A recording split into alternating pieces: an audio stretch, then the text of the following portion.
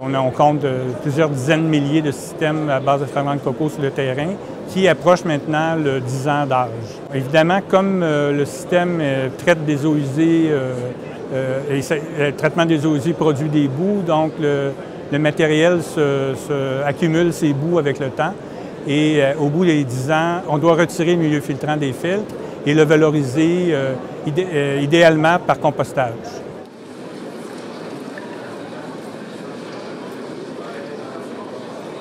Le milieu filtrant coco n'est pas catégorisé. Donc, si quelqu'un appelle un centre de compostage, je lui demande s'il accepte du coco, bien, la réponse est fort probable d'être non, parce qu'ils ne connaissent pas le matériel et ils ne le retrouvent pas dans aucune catégorie.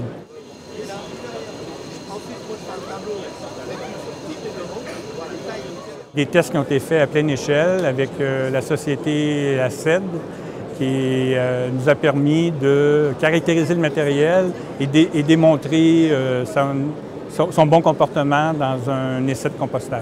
Finalement, ça se comporte comme une boue.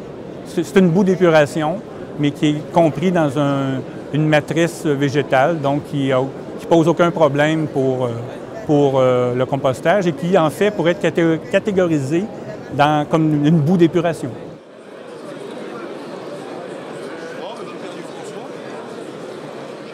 Tous les matériaux à base de matériel végétal sont concernés. Les leviers activés actuellement en termes normatifs sont assez compliqués. Par contre, nous pensons qu'on peut activer des leviers de communication qui peuvent être très importants parce qu'avec les données obtenues, il est facile de démontrer que ça se comporte aussi bien qu'une boue et que finalement, il faut faire connaître la nature du matériel pour qu'il puisse être bien accepté.